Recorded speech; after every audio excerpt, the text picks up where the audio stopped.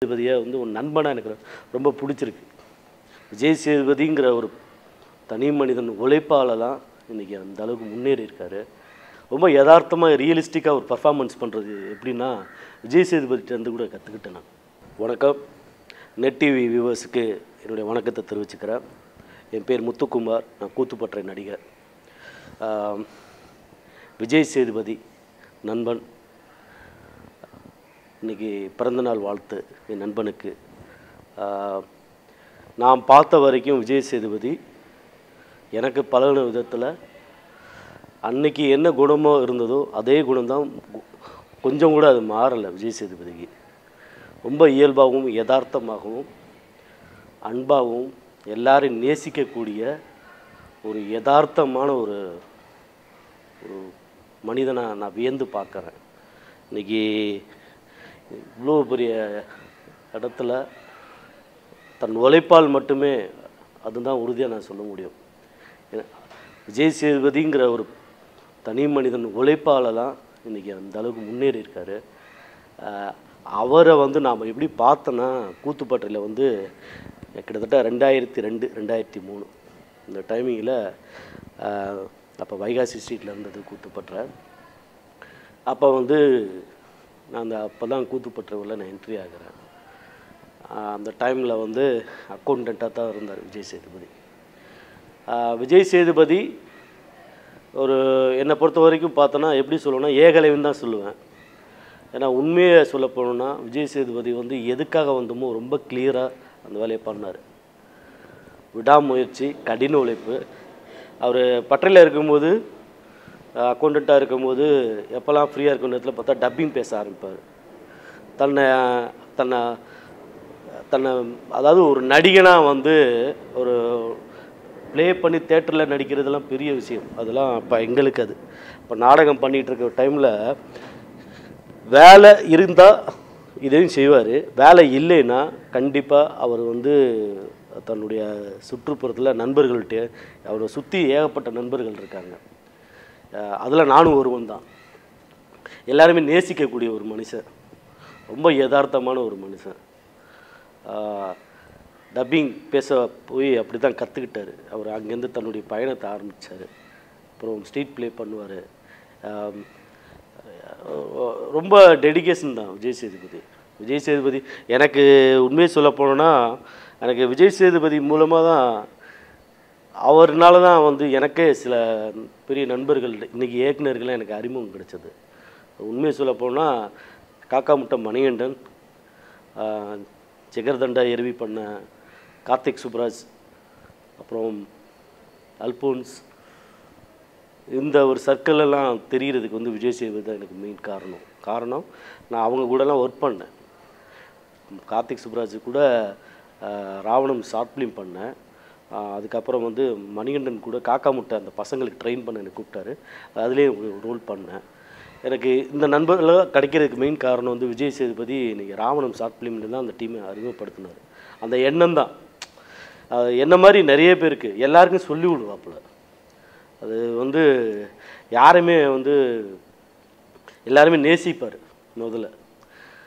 உண்மையை சொல்லப்போனால் நான் நிறைய நான் மாற்றிட்டுருக்கிறேன். எனக்குள்ளே ஒரு பேடு இருக்குது, நிறையா இருந்துச்சு. செல்ஃபிஷாக நானும் இருந்தேன் ஆரம்ப டயத்துலலாம் இருக்கும்போது.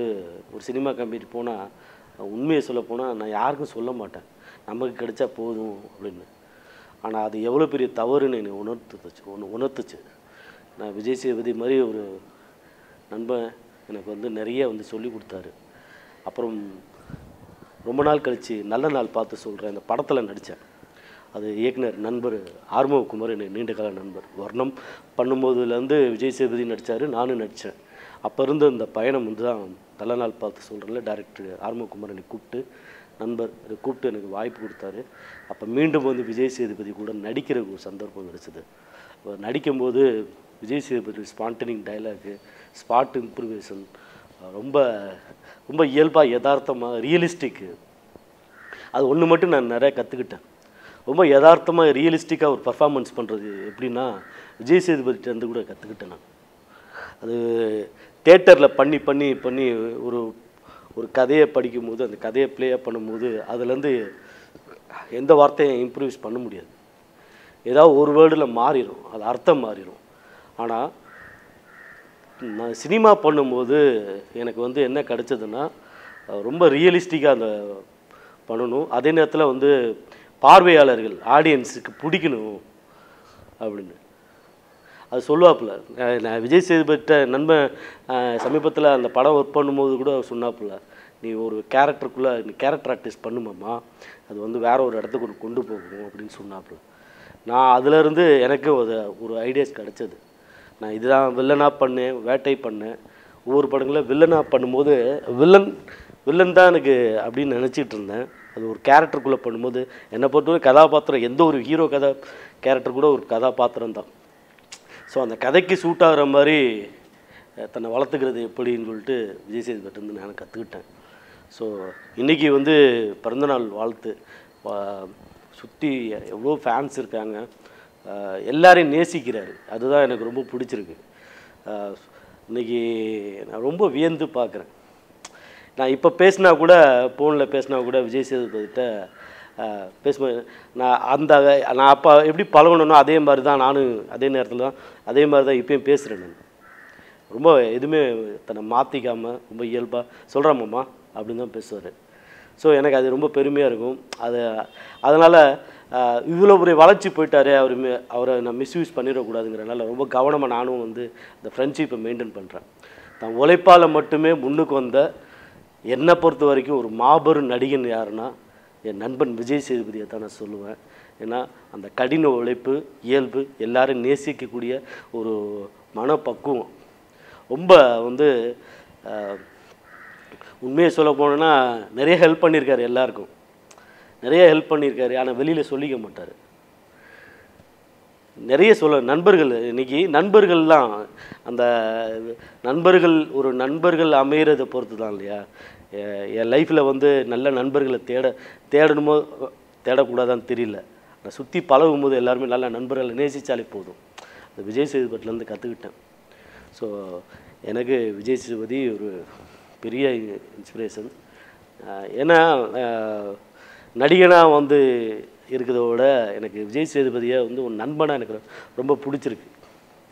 ஒரு நண்பனாக வந்து எல்லாரையும் மதிக்கிறாரு.